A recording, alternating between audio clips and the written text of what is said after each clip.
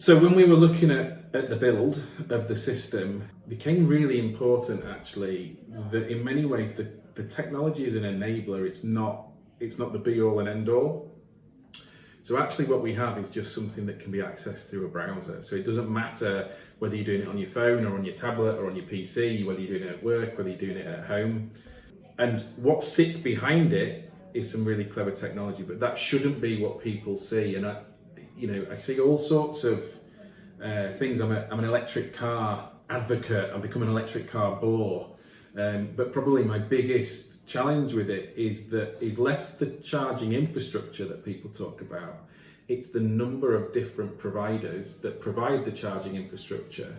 So when you get to the point of charging your car, quite often you find, oh man, it's a different provider. I don't have this app. I'm going to have to create an account. I'm going to have to save my card details. I'm going to have to log in.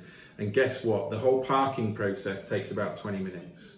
And that's assuming you've got decent data to be able to do it. So what I'd love as an EV user is if there was a consolidated solution for the EV market where I have one app and that manages my gateway. It can be any number of different providers, but one app that provides my gateway to all those providers. And in many ways, that's what we've tried to do with the hub. So if you're accessing through Chrome, through Firefox, through Edge, through whatever your browser is, that's fine. Through whatever device.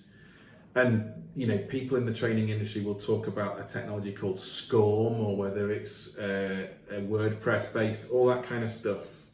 As a user, that shouldn't be relevant to you. What should be relevant to you is what am I getting and how am I learning? And that's what we've tried to do.